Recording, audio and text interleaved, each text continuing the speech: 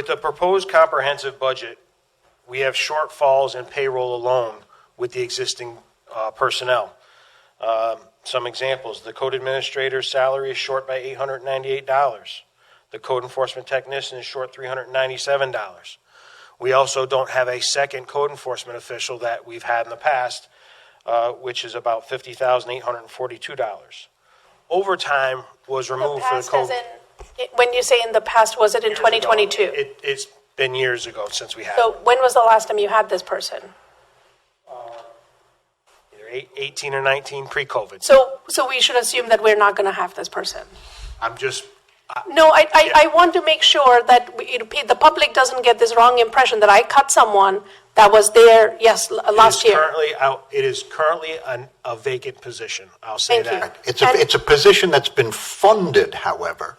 And as we all understand, we've been paying a significant amount of attention on the short-term rentals in the city, which I think Chief Dolan could assert, as could Assistant Chief Dyer, are serious code enforcement and safety problems for the city. We have no idea what homes are being rented out, to whom, how many people are living there, and what is definitely intended is getting some more control over the short-term rentals, at least from a standpoint of understanding if there's a fire in one of these buildings, that the firefighters who respond have some understanding as to how many families are living in the particular home. I totally understand what you're saying. Thank you. And that's the reason why that additional code enforcement position can't be cut. What I'm explaining, though, is that we looked at all the current vacant positions that were available that did not have staffing, and we removed those just because we had to make space for the healthcare benefits and the other costs that were adding to it, right? Gas and oil, for example, with an increase of 47%. So what I want to just clarify was that there wasn't a person in that position in 2022. We did not lay off someone. That position has been vacant for the past 3-4 years at least. I just wanted to make sure that we clarified that. You are correct. That is a vacant position that was funded. You're absolutely right. I'm not interested in talking about fund. I am here to present to you. Absolutely, and we want to hear your needs. I just want to make sure that there's lots of things that elected officials have to discuss. I'm just presenting you the shortfalls of the comp budget as related to my department. Overtime being one of them, of $10,000. This doesn't cover the current contractual payouts. On operational items, we are short $7,000 in hardware. That doesn't cover required equipment that code enforcement people will need. I'm sorry, how much did you say? $7,000. And as far as, I don't have a line item of what the hardware is, but there is ranging things. You will give us those numbers right now? I can give you a copy of this. It's all on my presentation in the slide. Okay, that sounds great. Hotel fees are $1,000. This hotel fee is part and parcel with the education for the code techs. They have to go away and obtain 24 hours of education. Usually that's across the state somewhere, and they have to do that. Repairs and maintenance on vehicles, $4,500. Training, $1,500. That's their requirement to maintain their certifications as code enforcement officials. $780 for phones. Apparently the commissioner and deputy commissioner's phones come out of this line, and it's not funded. Violation enforcement. Now, this has been removed, and I may have an understanding as to why, but we have to leave that $4,000 in there in the event a structure becomes unsafe and we have to secure it. Having to come up with that money after that, it's one of those things that sits in a line because it's needed in the event it happens. Large structure fires, condemned buildings, buildings that are deemed unsafe that may need to be taken down, we need to have that money set aside. Now, the mechanism to get it back is a total different thing, but when it comes to the line in the budget, it was removed and should be added. Can I just get some clarification on some of the numbers you said? Did you say $7,800 for the deputy and chief? $780 for a phone. Okay, I was like, can you just let him talk? He's going to give it to you. Yeah, I just wanted to make sure that I understood some of the numbers he was talking about. I'll give you the numbers. Thanks, Jason. So the total for the code enforcement is $80,075 of shortage based on the comprehensive budget. I'd like to move forward to the staffing. Now, to clarify staffing, this is to maintain current staffing levels that exist in the fire department, in addition to the 16 that will be added as a result of the SAFER grant. There are some shortfalls in the salary lines that need to be adjusted. There's some contractual obligations, and you'll notice the bottom one, benefits, with an asterisk. I want to clarify this before I read the lines. I was given changes at 9:30 this morning. Okay, I'm trying to give you as much current information as I can. We are still going to check some of these benefits may in fact be covered by the SAFER, but I have to put it in here to be fully open and transparent. I will let you know as soon as possible if some of these dollar amounts will be covered by SAFER, but because I don't know, I'd rather put it in there and make you aware of it. So currently we have 5 captains. We are short $18,215 to maintain all 5 captains. We currently have 8 lieutenants. We started an upstaffing program to maintain, to add more lieutenants as we were getting a 3rd station. That is not just an arbitrary promotion. They're actually used in code enforcement currently in fire prevention, and they're actually, on a side note, generating some additional revenue that we haven't had in the past because we're doing more inspections. Chief, could I ask you a question about Yes, sir. the command staff? Are those based on the 3rd station, or would you be increasing those after that station? In other words, the captains and the lieutenants. I have Oh, that I'm actually on my sorry. slide. No, I'll show you on the next slide. It's a great question. I can tell you this, historically, we've had 2 lieutenants in the back office for fire prevention. We currently have 4 now. And the reason for that is we were supposed to slowly add more officers to get them trained and up to stuff and put them to use in the fire prevention office. Well, with the comp budget, we don't even have enough we have 4.5 salaries for 4.5 lieutenants. So we're actually short 3.5 spots currently for what we have today. And we're short 1 firefighter, or does not cover the full cost of 1 firefighter of $24,500. As far as contractual obligations, EMT incentives, we are short $47,000. Clothing allowance, we are short $11,500.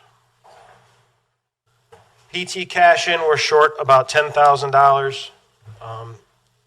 And special events details. Now, the nice thing about special events is we get reimbursed for that, but we have to have the money up front to pay the personnel, and that's short by $92,000. Holiday pay was not covered to the tune of $346,395. And this is the late addition. I want to be very clear. I just have to check to see if the SAFER grant covers it, but I have this late addition regarding benefits, $736,263.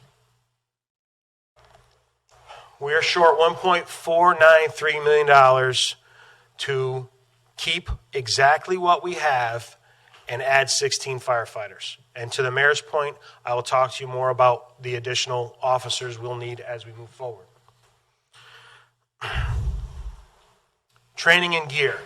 This is a requirement of the SAFER grant. In order to maintain the SAFER grant, we are obligated to train personnel and put them in proper gear. We estimate roughly $13,500 to train each firefighter. This training includes the 16 weeks of recruit firefighter training, followed by just over a year of paramedic training. So that's $13,500 each, and the gear, the personal protective equipment they need is $7,500 each. In addition to that, we're short $10,000 for EMS training, which provides the rest of the personnel with things like CPR cards, advanced cardiac life support training, pediatric advanced life support training. Travel time is $5,000.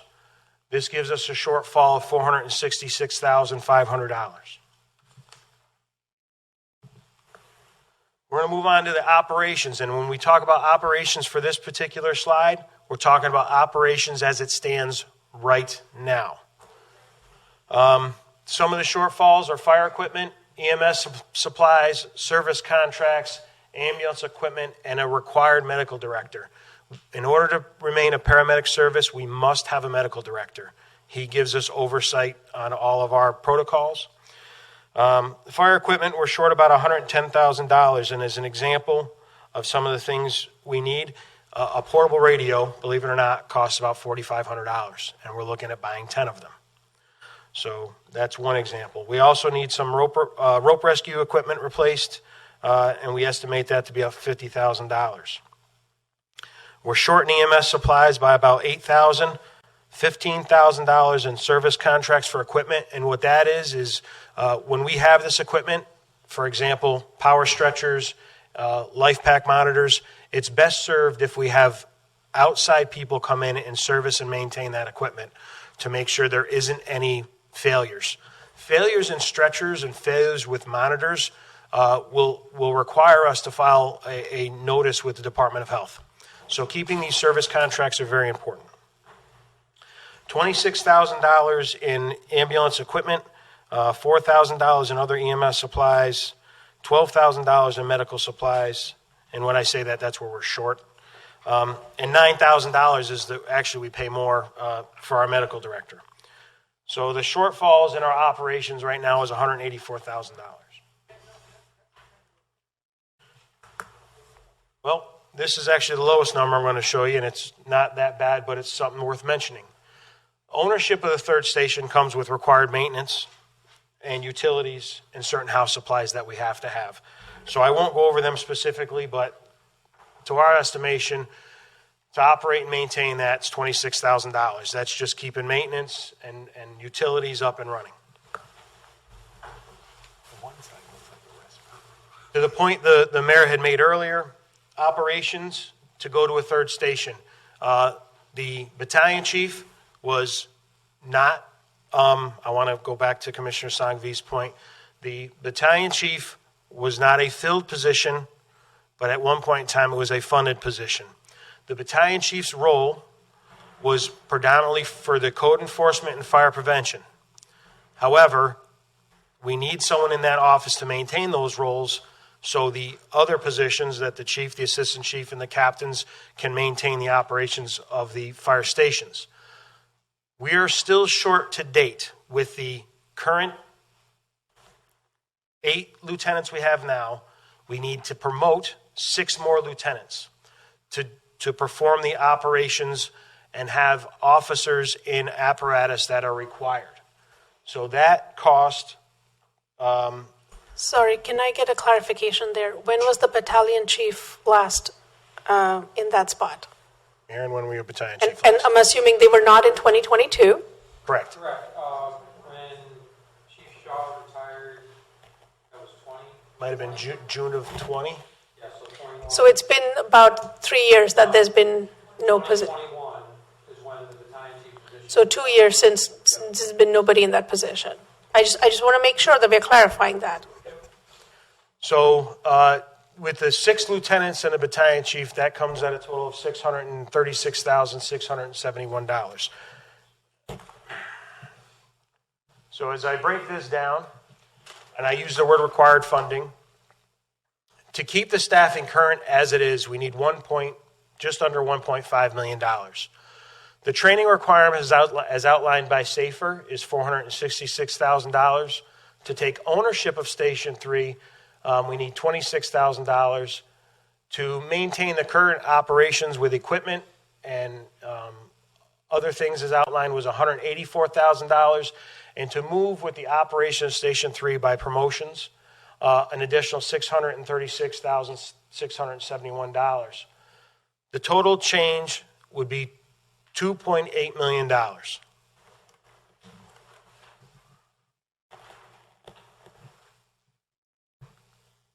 While we cannot cover such a gap, I do think it's important to bring to your attention the revenues that have happened with the ambulance service.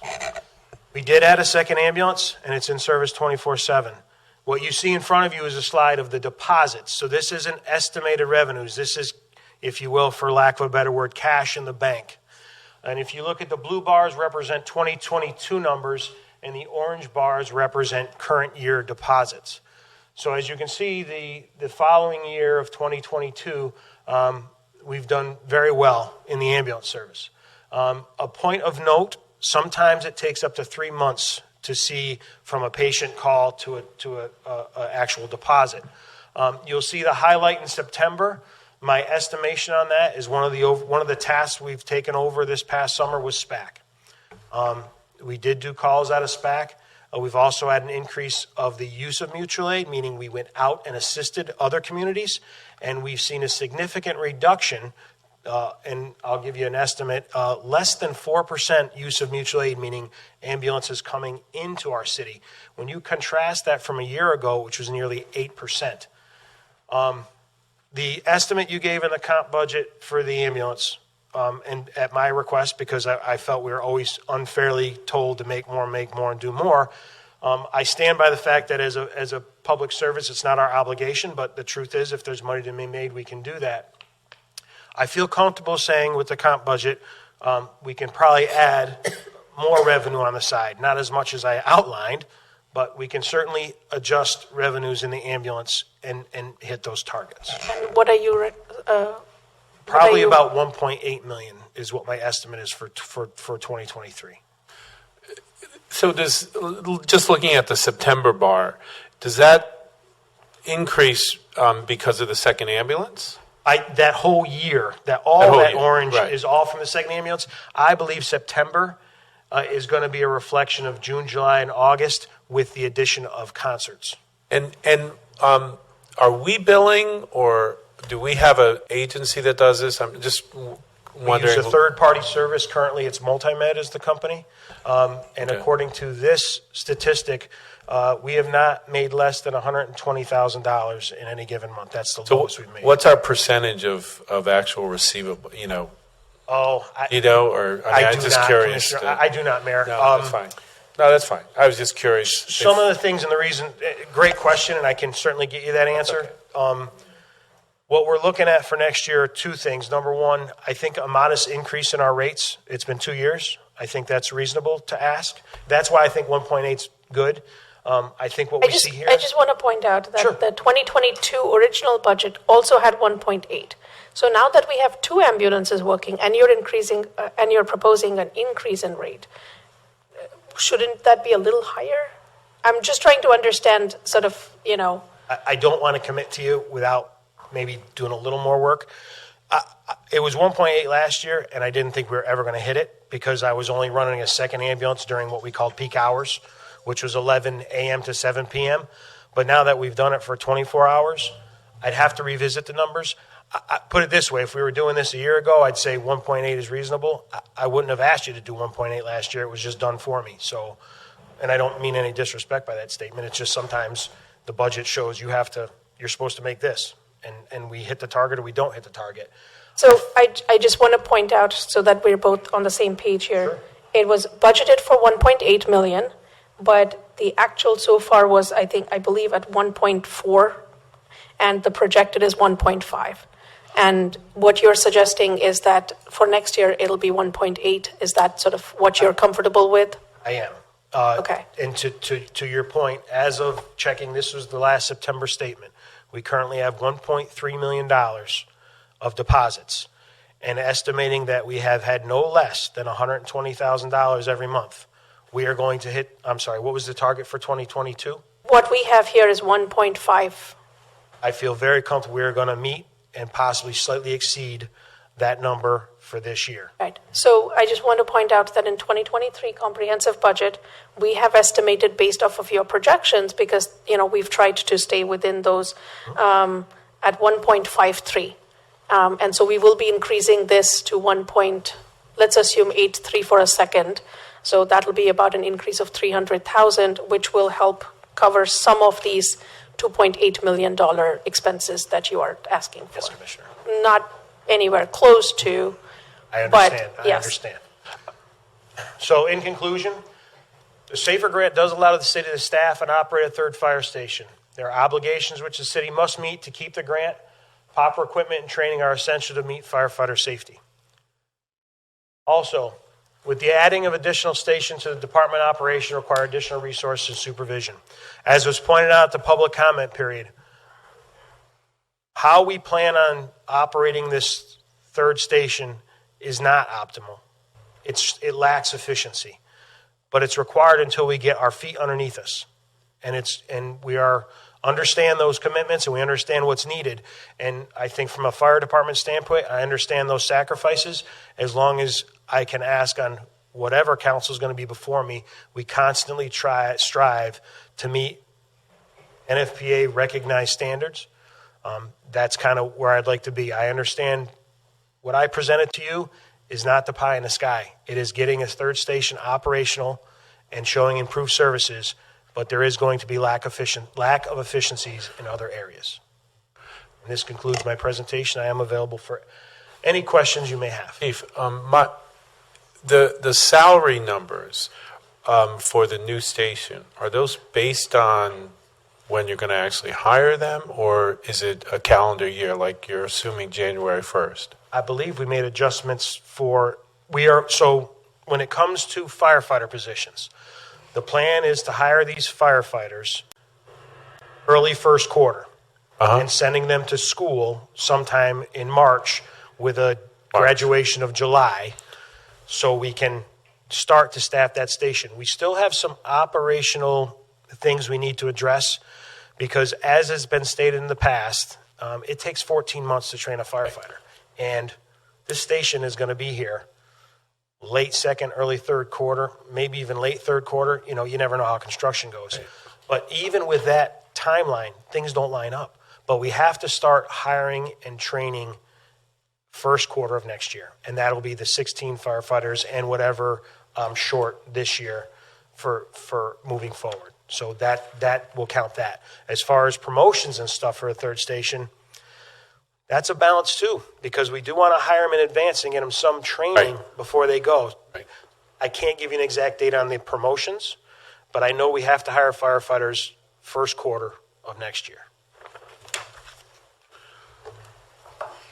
Any other questions from anyone? Again, I'm sorry, Commissioner. Just want to thank you, Chief. Yep. I want to thank you, Mayor and Commissioners, for your time. I am available, and I can answer any questions after via email or phone. Thank you.